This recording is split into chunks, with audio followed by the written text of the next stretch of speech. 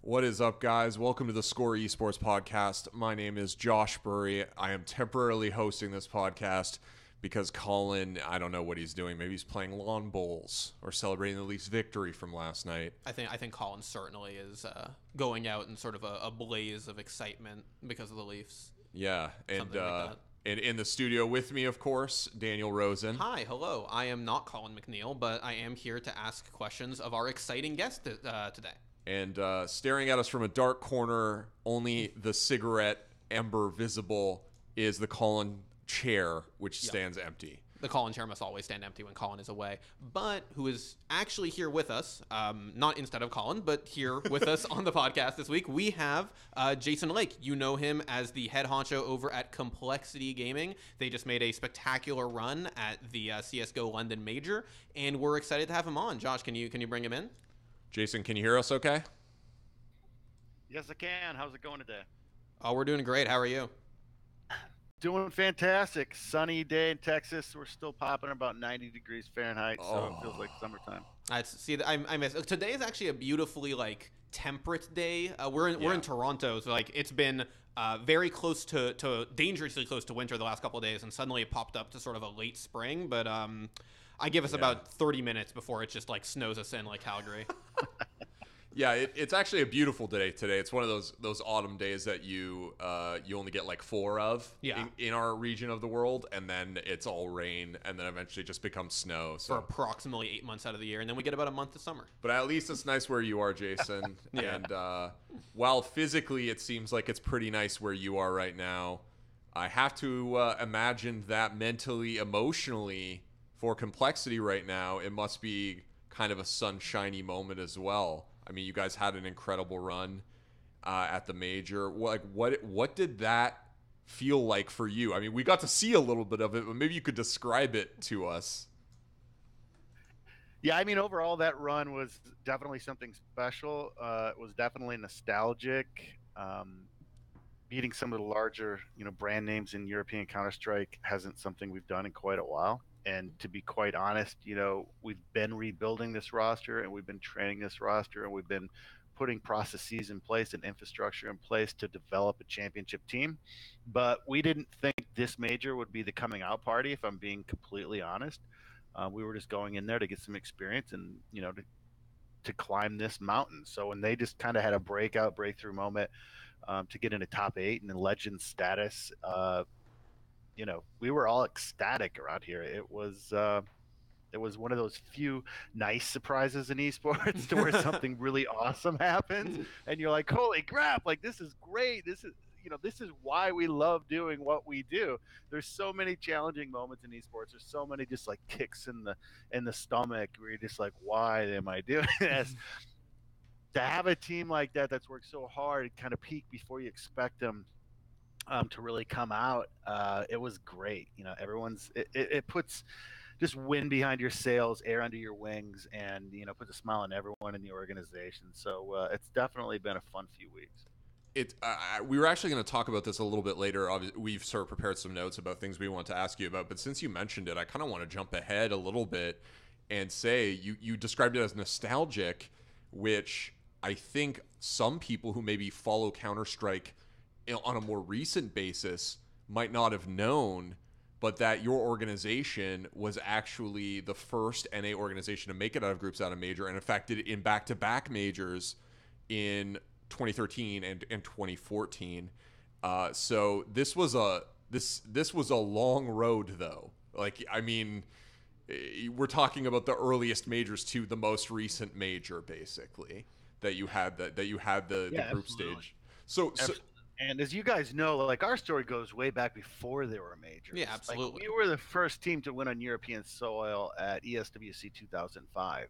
And then, we won ISC 2006 way back in the day. When you're telling stories to some of the younger fans, you're like, well, when I was winning QuakeCons, you were in diapers or whatever. With some of our fans, we can literally say, dude, when we were winning championships, you were literally in diapers. So that's what I mean when I speak of being nostalgic. Seeing the complexity brand on stage, headshotting and kicking ass in Counter Strike means the world to me personally. It means the world to a lot of the guys that have been with me for over a decade. So yeah, it was definitely a kick ass week. And I mean that is where complexity got its start, right? Because I'm not mistaken, it was a like 1.6 clan at the Yeah, beginning. exactly. I want to ask a little bit about, just to jump off what Josh just said, what was driving you? Obviously you have this love for Counter-Strike then, because it's what got this whole thing started for you, but like what was it like during that period, right? There's these 4 to 5 years there where you're not in the majors. Complexity is not necessarily a household name in CS. What was it like for you during that period? What kind of got you to stick around? I mean, it was definitely really challenging, and I've told this story a couple times. But the economics of esports, particularly in North America, changed pretty drastically, where there were a lot of investor fueled groups coming into the space and dramatically raising player costs. And Complexity's always been really good at identifying talent and building that talent. But the problem is, unless you've got the bankroll on the backside of that, you just become a farm team. So like we would identify talent, we would train talent. Um, and then somebody with a bigger bankroll would come in and be like, "Oh, hey, they're paying you 2 grand a month. Well, now I'm going to pay you 8 grand a month." And until recently, we just didn't have the financial wherewithal to kind of compete in that realm, which made it frustrating and didn't make a whole lot of sense to really go, guns blazing in a Counter Mm-hmm. Strike. But and I'm sure you'll get to this, but last fall, we did a deal with the Jones family, the Dallas Cowboys, and the Goff Mm-hmm. family here in Dallas, Texas, that put us kind of in a more competitive financial position to not only identify talent, to grow talent, but once that talent gets good, we can pay competitive salaries in the industry. So I think you're going to see, as time goes on across a lot of our divisions, much more success than during that time period that you're referring to. For sure. And to move, before we get, like you said, we got definitely got notes on all that, but before we get to it, I want to ask a little bit more about this major run. And I want to know kind of what did obviously the Cinderella story ended in the playoffs, and I want to know what did you say to the team after they ended up getting knocked out?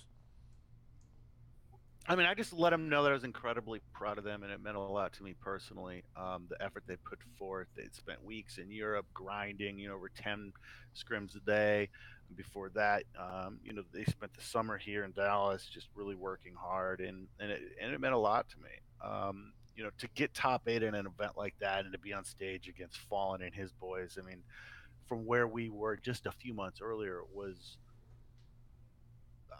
I don't even know the word. Cinderella story, I guess, is the best way to describe it. We got, relegated from ECS just a few months earlier. And I was in the room that night when we lost and we were out of the league, and just how despondent we were.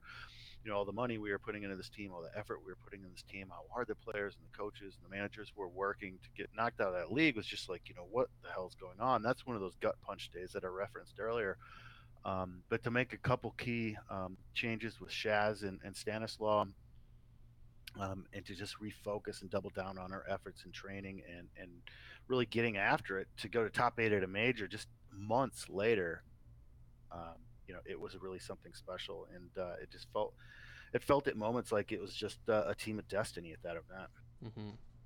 In terms of, like you said before, talking about having a little bit more money to put into the space, I'm wondering what do the preparations look like for the next major? What are you, or the next tournaments, right? You guys are now in, in the esports championship series, and there's all kinds of leagues going on. There's plenty of tournaments coming up ahead. Obviously, you have a spot in Katowice.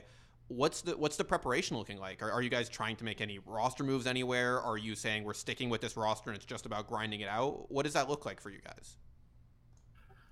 Um, it's always challenging in Counter Strike because, in my opinion, it's just greatly oversaturated. There's never a moment to really catch your breath and properly prepare and strategize for opponents. Like, we're in 2 online leagues. We got Star Ladder, and we're headed over to Kiev soon. So the phase the team is currently in is kind of adapting and learning to compete at the highest tier with that travel schedule. Like, you've seen teams, like SK now, MIBR, Astralis at the top. Um, doing this for the past few years, and the travel schedule is brutal. The lack of breaks is brutal. The lifestyle is very demanding. But most teams that don't make the higher level LAN events kind of get to hang out at home and play online, and they get a lot more downtime, a lot more time to really strategize and anti-strat and prepare. But the top teams, they're always at events, right? It's like last weekend we had two. We had one in New York, we had one over in Turkey, Istanbul, and then they get home and they might have 12 hours to rest, and it's back in the online season. So what we're really focusing on with our team right now is like, yes, you're now successful on some level, but now you're entering a different stratosphere. You need to learn to play on a big stage with 10,000 people cheering. That was something our players had, for the most part, had never dealt with. You need to learn. You're home for 12 hours, and now you're right back in an online match, and every game is going to count towards points to making the crucial LAN finals, which are going to be held here in Dallas for ECS. So a team is an always evolving entity, in my opinion, and you're always trying to raise and teach your players the next step in their evolution. We definitely don't pretend like we know everything about the process, but we've been doing this for upwards of 15 years. So that's really what our focus is on now, is maintaining a holistic life for these guys as much as humanly possible, and just focusing on the mental side of Counter-Strike, preparing to play on big stages, dealing with the travel, dealing with the jet lag, um, and those sorts of things. And really, what we are building here in Frisco, Texas, at the Dallas Cowboys headquarters, is what I call eSports 3.0. It is really the next evolution in player treatment and player training and player care. We're planning routes and putting infrastructure in place that is designed to create the next generation of esports superstars and really train them up in a way that's more sophisticated and advanced than anything we've seen in esports in the past.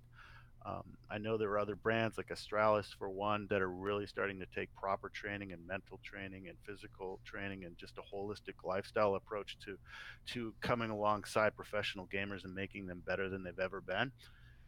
But that's really what we're focused on for this team. I know they can play better. Is this the five 100% that's going to represent complexity at the major? Um, at Katowice, I don't know. Everyone on this team understands the expectations that we do have, and that is for continued growth, for positive attitudes, and making less and less mental mistakes in the game of Counter Strike. I believe in these five guys. I fully support these five guys, but we're going to do whatever we have to do here to win. And it's most likely, I think, going to be these five, but by no stretch of the imagination does anyone in this team have like a permanent place. Something that's it's really interesting you bring up this player care angle, because we definitely have seen it a lot recently in the league and now in CS with like you said, Astralis. Even Liquid is aiming towards some of this stuff with some of the content they've kind of put out there. Dignitas was talking about it a lot. Dignitas was talking about it a when lot. they got into esports at first. Yeah. I'm interested because, like you said, you guys were had this acquisition from the Jones family and the Goff family. Do you feel like this is something you are now able to do because of this influx of capital, or is it simply, hey, as an esports org, this is our responsibility, and whether or not we have all the money in the world to do it, we've got to try? Not only do we have the ability because of an influx of capital, but we have an extraordinarily unique opportunity because of the organization that we're partnered with. And it's really difficult to kind of describe verbally. The best thing I like to do is like bring people here and show them around, because what we have here is really just next level, like mind boggling, to be honest with you. And I break the player care and player treatment down into kind of three categories just to keep it simple for people. I always say esports 1.0 was back in the old days. Players lived in mom's basement. They played with their teams over DSL lines. They might see their teammates once or twice a year, probably a CPL or QuakeCon or something. And that was the extent of it. Esports 2.0 could arguably, be delineated by the birth of team houses. compLexity opened the first team house in North America in 2005. Ironically, it's just up the street from where I'm sitting now in Plano, Texas. And with team houses, teams had a lot more time to spend together and focus on their games, so teams could get much better than living it separately. But the problem was you're always together. You go to the bathroom, you see your teammate. You go to the kitchen, you see your teammate. You just never get a break from your teammate, and that caused a lot of teams to kind of break down, just as friends and emotionally. It just wasn't a healthy way of going about doing things. Esports 3.0, in my opinion, is a revolution of player treatment, player care, and player training. For example, what we've already got in place just in 2018, our players live in luxury apartments about a mile from our temporary offices. Each morning they have free breakfast, and each afternoon they have free lunch at the Dallas Cowboys training table. So they're eating at the same place professional football players and coaches are eating, with meals prepared by the same nutritionists and cooks, so on and so forth. They have a free gym membership, access to a beautiful modern gym facility with everything, from cryo and all kinds of different techniques as far as recovery. That's paid by the company. They have health insurance, competitive salaries, and after you get that lunch over at the Cowboys training table, you'll be able to walk over to a state-of-the-art headquarters that we're just about to start construction on here. Hopefully in about 2 weeks, we're getting final permits. It's going to be 11,000 square foot facility with room for training, for each different division, a mind gym, a classroom. So everything in their day is mimicking the kind of the training that we're seeing from the professional stick and ball sports of yesteryear. Across the street from our facility is Baylor Scott and White Sports Therapy Hospital. So we have preventative maintenance as far as stretching and nutrition and just overall lifestyle to make sure we're trying to get that fraction of a second um, through any possible way. Maybe stretching, or maybe for some people it's yoga. Whatever that looks like, we've got access to some of the best doctors in this part of the country. And at the end of the day, the player can go back to his own personal space, hang out with his girlfriend, have his parents come visit, whatever that looks like, and be treated truly as a professional. And we're still exploring lots of different techniques, from Twitch training and the mind gym and all kinds of things to really maximize player potential and create a holistic lifestyle to where when pro gamers come down and they see the facilities at our disposal, and they see the TV studio and the podcast studio, and we've got an indoor 12,000 seat football field for esports events. I think they're going to realize what we're building here is really the next generation of esports training, and I think it's going to attract people that are like-minded, that really want to go out and just kick ass and lift trophies. And so I guess you could say, if you're a farmer, that's what we're doing. We're planting seeds right now. We're just going to keep watering them, and I'm pretty confident over the next 5, 6, 7, 8, 9 years, you're going to see a lot of trophies lifted under the compLexity banner. That's actually an interesting point that you bring up about the training, Jason, because I feel like, in a stick and ball sport, or whatever you want to, some people like to call traditional sports or whatever. In that realm, it's not like everybody just kind of does their own training thing on their own time, whatever works best for them, and then we all just show up for the game and be like, okay, let's do this, right? Hey, what'd you do? I did 10 push-ups. Oh, okay, cool. I was shooting free throws all night. That's like a completely different thing, and we've seen a lot of interest recently, I think, even among players who maybe aren't pro, but learning, like, how do pros even do this? Like, how do pros hone their skills? What are they doing, like, in the server or whatever, to get better? So standardizing that process a little bit is very intriguing to me, because even if I want to coach, like, basketball for my daughter or something, I could buy a book that's like, here's some things you can do. But where do you start with esports, right? Like, you got to just get people who know what they do and figure out, like, best practices. Like, there's so much to do there. So that's super intriguing for me. Before we move on to some other topics, I wanted to just ask. I mean, you've offered a little bit about what this win felt like for you personally, having stuck through some of the thinner periods for the org. But I wanted to ask, what does this win mean for the org? Like getting into top 8 and having that legend status.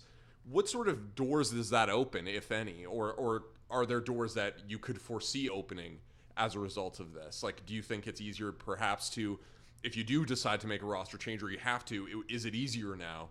Do you have more interest from potential partners, etc., as a result of the top 8? No, absolutely. I mean, we're in a competitive entertainment business, just like soccer, football, baseball, hockey. the goal is to win, right? And winning kind of cures all ills, you could say. And as you win, better players want to play for you. As you win, more fans want to watch your videos and interact with your organization. As you win, sponsors are more interested in paying you, big chunks of change to put their logos on your jerseys. Winning is a snowball going in the right direction. And winning is obviously the goal for every organization on the team side in esports. Um, Eventually, I think you build a brand and you build a following that is so strong and so loyal that you can run this marketing effort without having to win everything. But if you never win and you never have any compelling performances and you never have any compelling players playing for you that can really relate to the demographic and people can really cheer for, sure. I mean, what the hell are you doing, right? So yeah, this was big for us because really at the very end of last year, we started really getting set up here in Texas.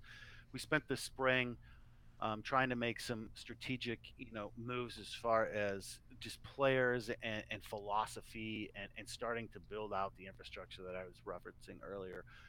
So to have that success um, meant a great deal to the brand and to the company because frankly, when I sit with sponsors and different people who are looking to come into esports, um, I explained what I explained to you guys earlier about what we're building and how I believe that this infrastructure and this philosophy is going to lead to long-term success. And we're looking for companies to come alongside us and partner, um, for what I believe is the next generation of esports 3.0 or whatever moniker you want to give it.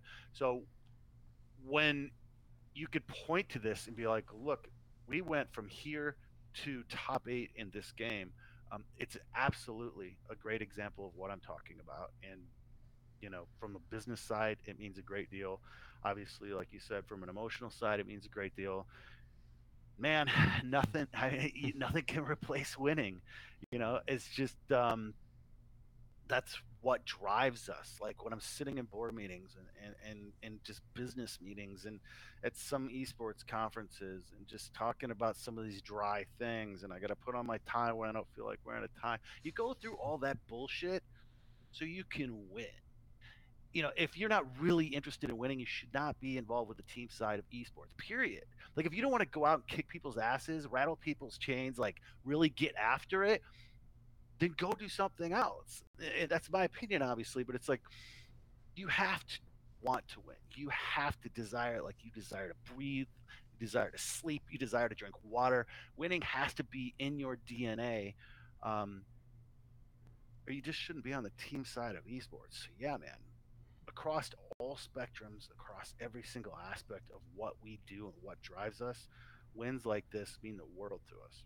That was a pretty impassioned description of it, though, I think, because we all got to see your reactions. Like, we were getting some updates via Twitter, the videos of you reacting. But yeah, I agree. There's nothing that bores me more than a marketing deck, truthfully. But thankfully, marketing decks, I don't really have to deal with them. So it's the way you phrase it is honestly really interesting to me, because I think something we've talked about a lot we had a lot of people on, guys who are like LCS, in LCS ownership groups, and a question we often posed was, not like winning is the way you build a fan base, but not everybody can win. And it was really interesting how people respond to that, but we just didn't. Obviously everybody wants to win, but you don't often get that sort of like, boots on the ground, like, hey, winning is to a certain extent everything. And something I want to ask about, and it's kind of sort of related, is kind of very unusually for Counter-Strike, at least relatively recently. You guys came at this and had that really great result with a primarily NA roster, with one UK player, which is a region that is even, I think, in a lower regard than NA. Yeah, sadly, that's probably true. Yeah. And I want to ask, and this is the thing, right? Because your previous roster was mostly NA, and aside from, I believe, the one time you guys had very briefly fallen on a Brazilian roster in 1.6, you guys have been an NA CS org for as long as you've done, fielded CS teams. I want to ask why the commitment to North America, and then as sort of a follow-up to that, what do you think of this growing trend of teams we've been seeing moving away from their European rosters or international rosters towards trying to pick up North American CS teams? I think it's a really compelling time for American Counter-Strike. We've always been the redheaded stepchild of Counter-Strike. Let's be honest. The Europeans have been very dominant in this game over the years, and nobody can really argue too much with that. And there's been whole podcasts and thousands of Reddit threads, right, about why North America has traditionally not been that competitive. But I think it's a really interesting time. If you look across the current landscape as we record this, there's some pretty powerful NA teams that we're starting to see go deep in some of these LAN events and be able to threaten some of you know the European elite organizations. I don't know that there's ever been a mandate from In Complexity. We're like, hey, we want to wave the red, white, and blue or the North America kind of mantra. But it definitely means a lot to us if we can take North American players and build them to a place to where they compete against the world's best. I mean, that's kind of what we built the brand on way back in the day, was America against the world. Um, so I think in an ideal world, I'd love to always stick with North American players, but at the end of the day, I'm going to do what I think we need to do to win. And if that means importing a European or two, or from any other region, then I would do it. At the end of the day, I want complexity lifting trophies. I want complexity to be winning. If we could do that with North American players, fantastic, because that's where our roots are. That's where we live. But you know, I think the world's becoming a much smaller place. Even some of the teams from like Denmark and Sweden, where they've traditionally tried to keep their teams within their country, you're seeing that all commingle, right? And the French scene starting to commingle with other scenes, and the world's becoming a smaller place, and it's about winning, not necessarily how your flag looks on hltv.org. Yeah, for sure. That it's interesting you bring up, like, if I need to import some Europeans, sometimes that's what you got to do. We were talking just yesterday to YNK, to Yanko, about that, and he had a very similar take that, like, at the end of the day, we're starting to see that, like, there's only so far you can go if you're sticking within your own region. But you didn't make it here. Complexity didn't make it to where they made it in the major by, importing some superstar Danish, Swedish talent. You didn't get here by bringing in, like, a bunch of French free agents. You didn't do the Team Liquid simple maneuver or whatever, right? Yeah. That we saw. And I mean, we're particularly proud of that, if I'm being honest. I'm not afraid to go out and make big signings to try to hoist trophies, but that's never really been our DNA. That's never really been our model. We prefer to identify talent and then develop and grow that talent until it's hoisting trophies. And that takes time. It takes patience, and it most certainly doesn't always work. But early this year, I was offered I think at the time, a top 4 team in the world for $1 million.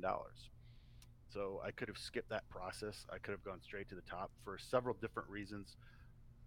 We opted against making that $1 million purchase and going straight to the top of the Counter-Strike ratings. One of those reasons was I believed in the roster that we had, and we wanted to build it and go our own way.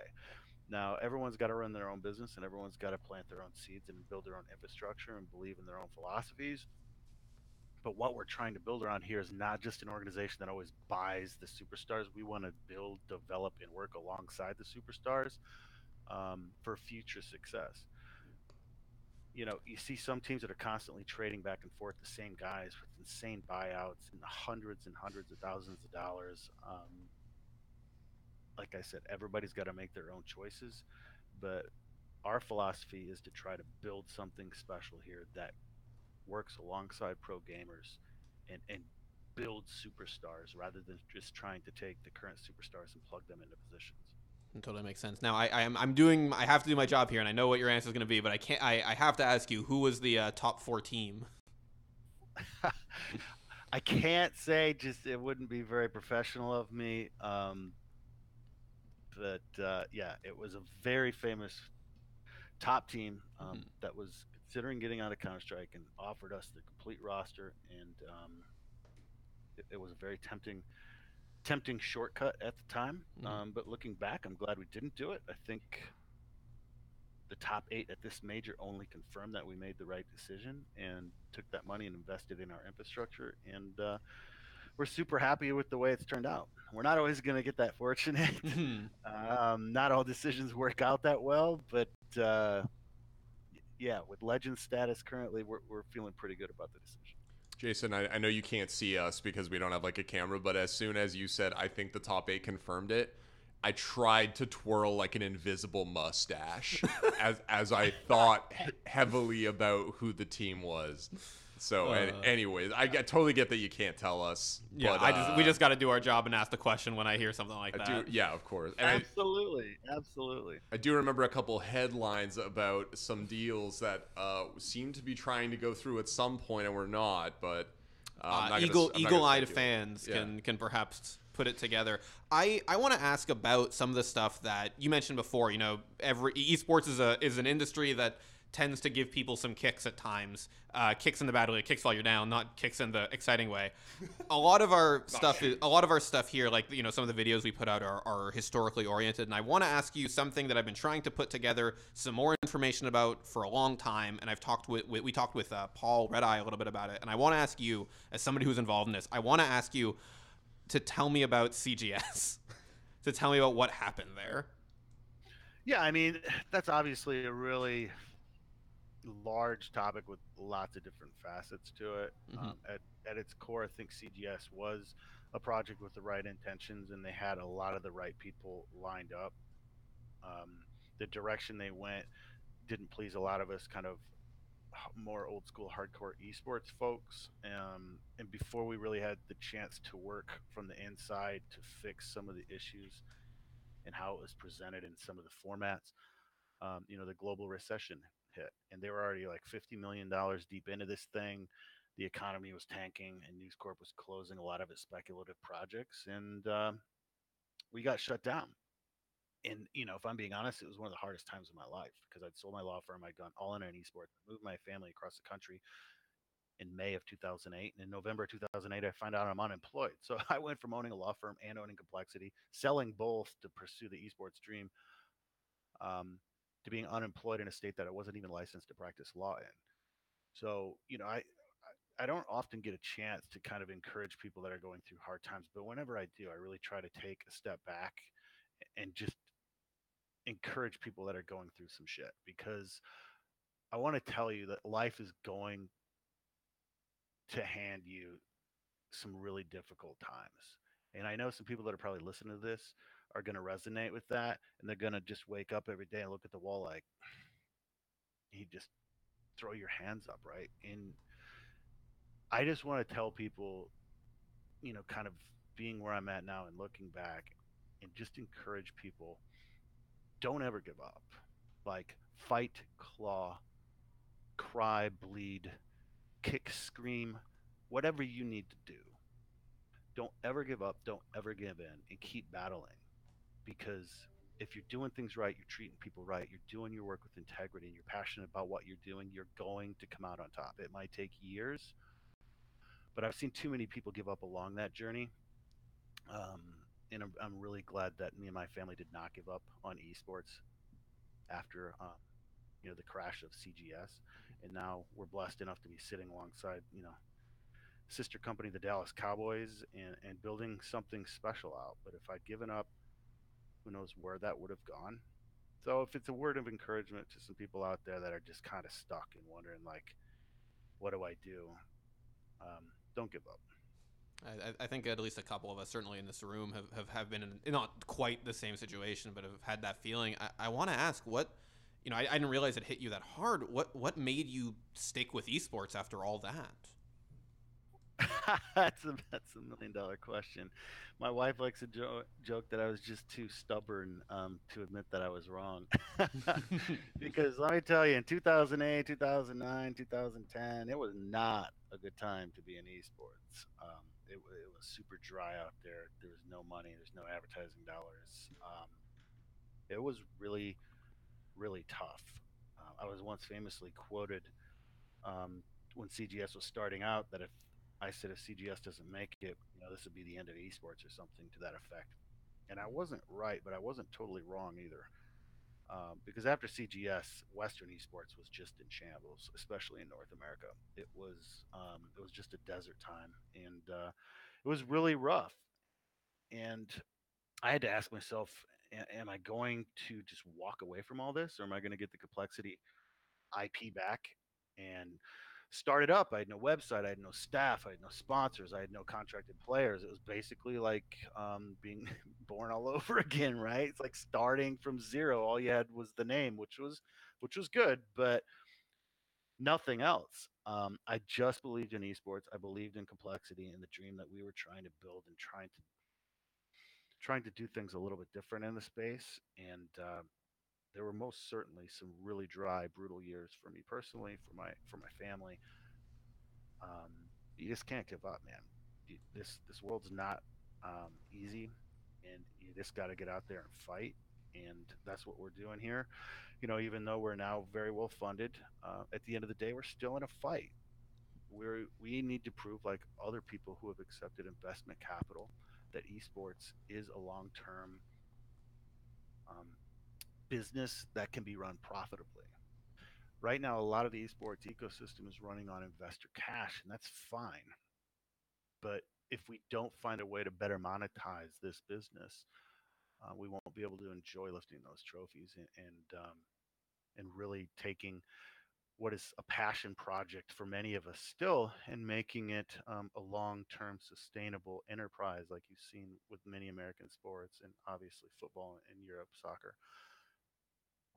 So just because we've quote unquote made it, we haven't yet made it until there's many more teams and many more organizations operating profitably in the black. We still are out there battling. You got to go every day. You got to battle. You got to work. You got to grind. You got to keep after it, and that's what we're trying to do here. Jason, maybe your prediction about the CGS failing, destroying esports was incorrect, but I think there are a lot of people who would say that its collapse did damage esports, and I just want to get your opinion on how much of that CGS uh, collapse was responsible for that dry period. Like, do you as somebody who is dealing with like the team side, but also like the business side of things? Do you think that it like shattered confidence? Like, how much damage did it do in the end? Yeah, I mean, it definitely did damage. I think in the larger picture, just the overall economic collapse was played a lot bigger factor in the desert period. I always call it, of esports, because just companies were not advertising. No one was spending money. It was just it was a really tough time to operate in any kind of business. But now you look at this esports space, which was already speculative, and the only reference point big companies had was, oh yeah, News Corp spent 50 million and crashed and burned, so let's not go that direction, right? So you're already in a really bad economic climate for marketing dollars and speculative investments. And but that collapse definitely kind of was a black mark on esports as an industry, and it took years in the rise of Twitch and some other factors to kind of remove that and take us into the phase that we're in now. Makes sense. Damn, I feel like we could do a whole project just about the financial collapse. Oh, for To sure. be And honest, its effect on there's so many esports and video games. because there's so many other stories like Hex being laid off, Optic Hex being laid off, essentially, or realizing he was about to be laid off, quitting and just being like, I'm going full time esports as a result of that event. Like, I feel like there are so many threads going through that event.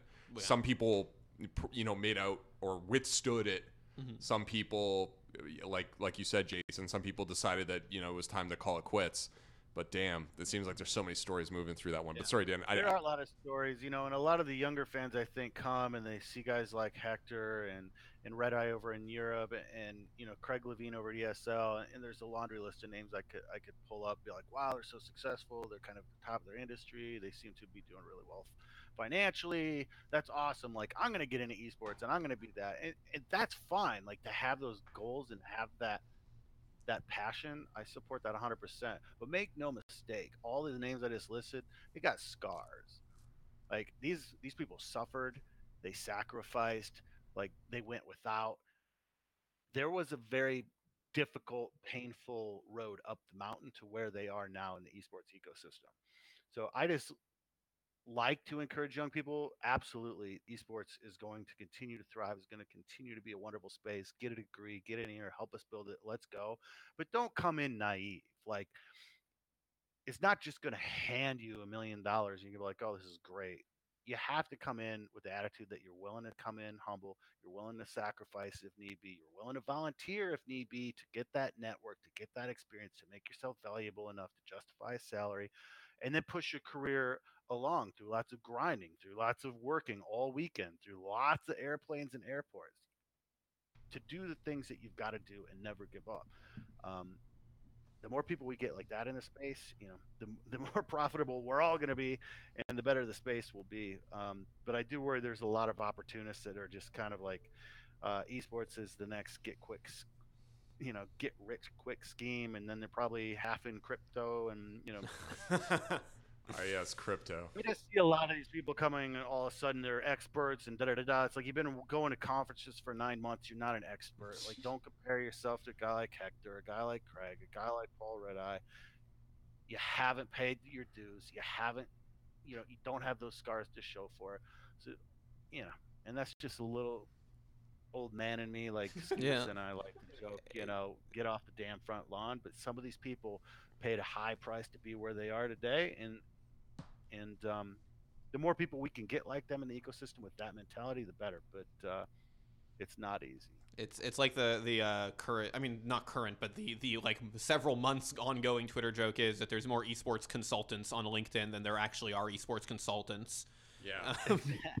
But I want to move stuff over to slightly happier things, and I want to kind of before like wrap with talking a little bit more about like kind of the partnership now with the Cowboys, but before we get to that, something we've been asking a lot of people lately is asking for sort of like their favorite kind of behind the scenes story. And something that you mentioned earlier that's really interesting to me is that, you're talking about how compLexity had the first team house. And I kind of wanted to know what was it like in there? What was that environment like? What was going on in that first ever team house? Oh man, I mean, back in that day, we had Fraud, we had Warden. It was the old school Counter Strike, and it was a bunch of young guys who had devoted their lives to playing Counter Strike at a time where it was still a very, very rare thing to do. So it was, always interesting trying to make, because I lived in Atlanta during the time I had a law firm in Atlanta. We had a couple players from the Dallas region, and the internet was really, really good out of Dallas. That's why we chose Plano for the first house. But it was an exciting time trying to keep these guys from burning the house down and doing stupid stuff, um, while watching them get better at an exponential rate. Like I talked about earlier, the difficulty was they're always together. So what might be like a little thing that bothers you about your teammate, if you're always with them, after a while it starts to just consume you. Like you just want to strangle them, right? Whatever that little thing is. And I think that's true of any kind of work situation. If I lived with my coworkers, I'm sure the little things that kind of bother me at work would really start to drive me nuts if I was always around them. But those are exciting days because no one was really doing it yet as far as like living in a team house. And I think we recognized the opportunity that we had to really make a big jump ahead and really just grind out as a team in the same room. And we did just that. And we were number one in the world for a while, and legends at Counter Strike. So I guess you could say it paid off back then. What was you mentioned before it was a little trouble kind of stopping them from burning down the house. What was the dumbest thing they did in there? Oh gosh, I don't want to throw anybody into the bus, but I mean, you can imagine you got 18, 19, 20-year olds in a house, a couple of them away from their parents for the very first time. There was some shenanigans. I'll have to plead the fifth on their behalf. That's fair. All right. So I don't want to throw anybody under the bus, but you've seen the movies. Just so I can please my my higher ups with this line of questioning. I want to. Do you have any kind of favorite like behind the scenes tournament story? Something that went right, something that went wrong. Like, what do you have? Anything kind of stands out in your mind as like kind of an exciting moment from this 15 plus year history in esports? Oh man, there's definitely a lot of them. Lots of good memories on the road. Lots of heartbreak, but lots of really good memories. It was funny because when we were at ISC 2006, we were playing alternate attacks the next day for the grand finals. And previously in the tournament, they had beat us so badly that at the end of the game they were buying all the funny guns and like the big silly weapons that pros never buy just because they were embarrassing us so badly. And we took that angst and that embarrassment and humiliation and funneled it into motivation and plowed our way through the lower bracket to get to the grand finals. So we had to beat them twice. We had to beat the number one team in the world, I think, at the time, um, twice, and they just humiliated us, that same weekend.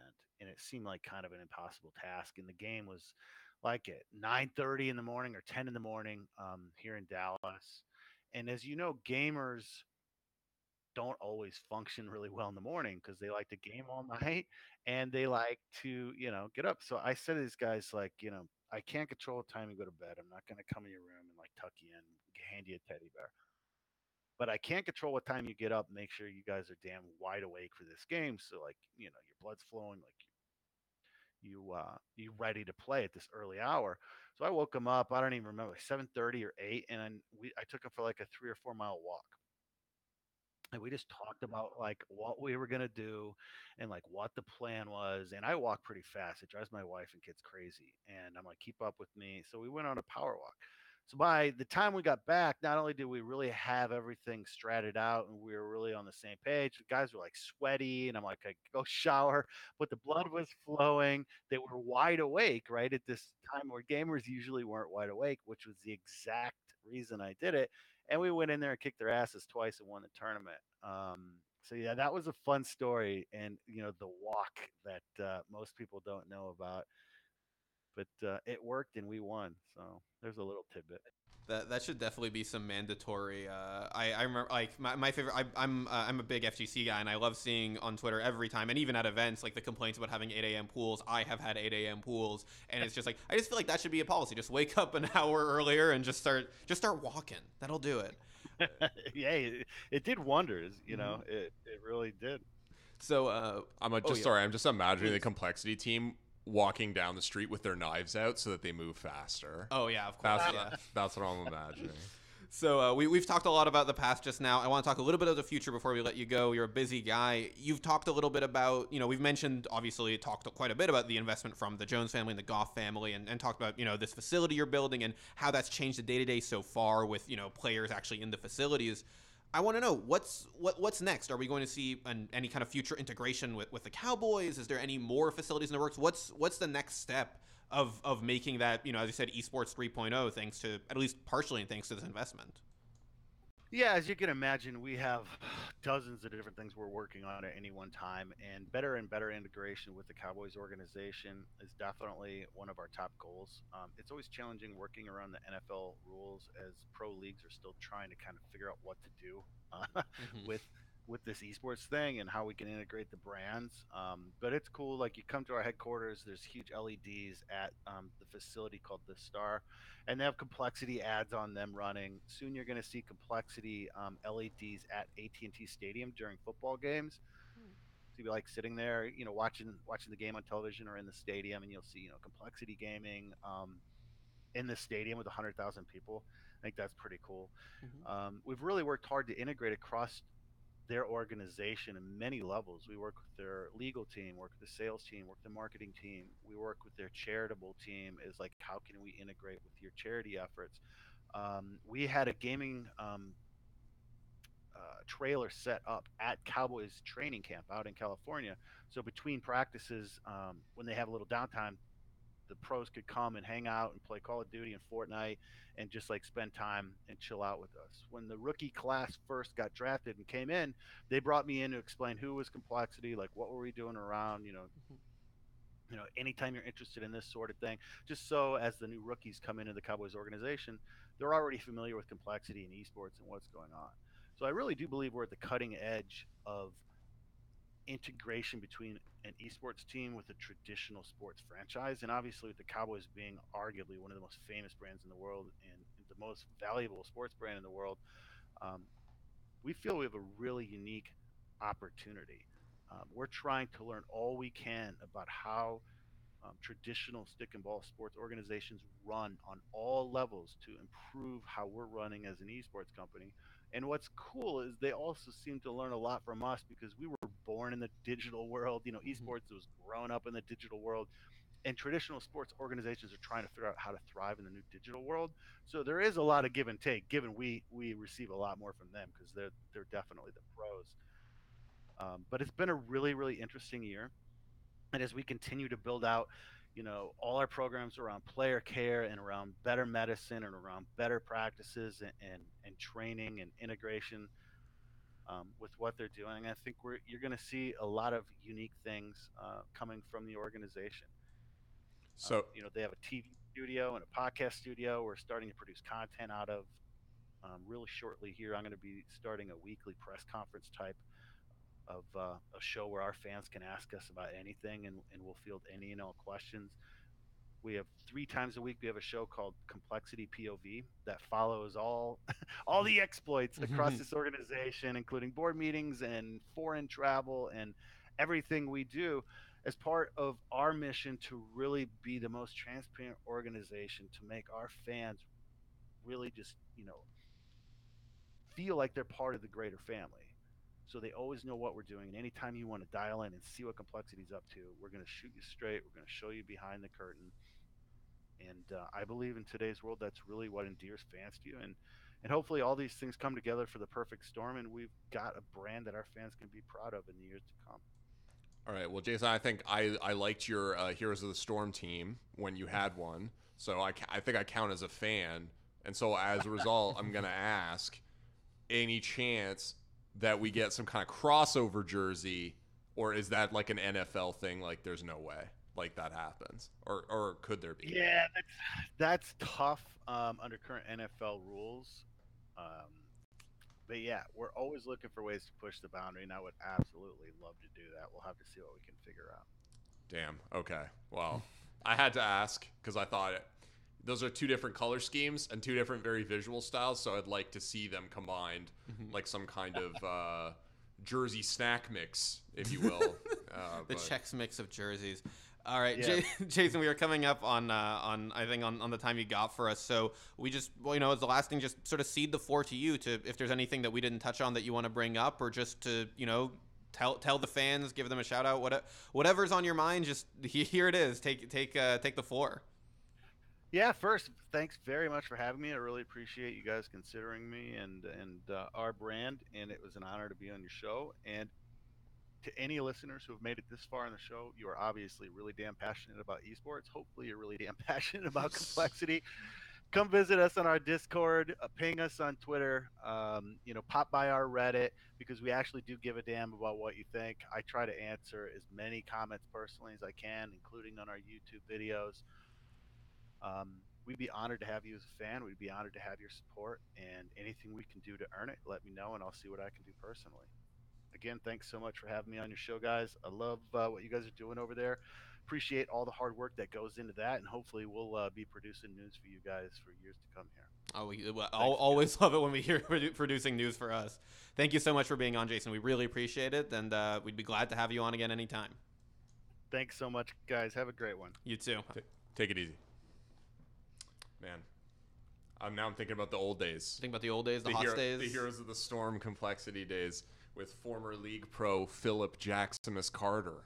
Oh, Jaximus. I forgot about him. Yeah, he was on that team. Scandalous player Jaximus embroiled in Tryndamere.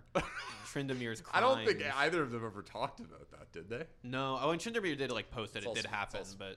Oh, really? Yeah. Okay. Years later, but. Okay. Well, I mean, whatever. It's all in the past now. He was a good Rexar player. That's really all I cared about. That's fine. And look, Heroes of the Storm is in the past. We're still playing Heroes of the Storm. We played it last night. True. We are in the After Hours Gaming League. Playing for charity. Playing for some charity. Josh's sweet Abathur. Don't give away my strats, dude. Josh's terrible Abathur. People are going to scout us. It's a really bad Abathur. Josh has a garbage Abathur. It's horrible. It's really bad, actually. Yeah. So you don't need to ban it.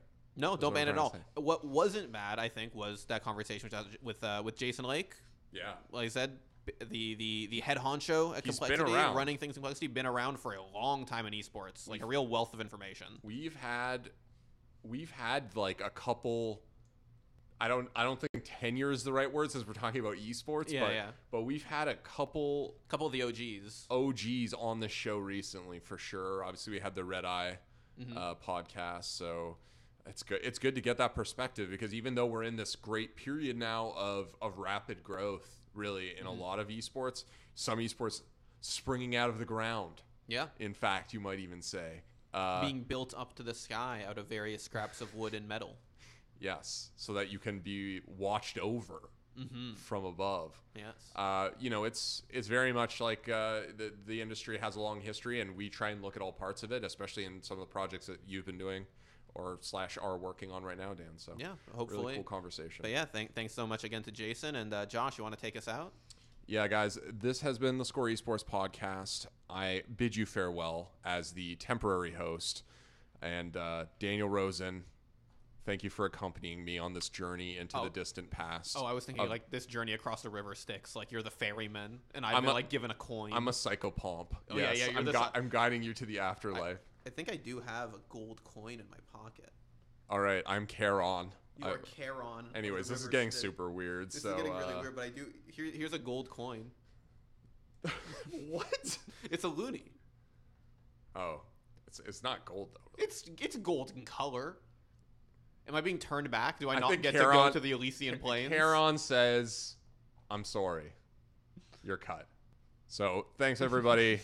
The theScore Esports podcast will certainly return, much like James Bond. Thanks for sticking with us, and we'll talk to you next time.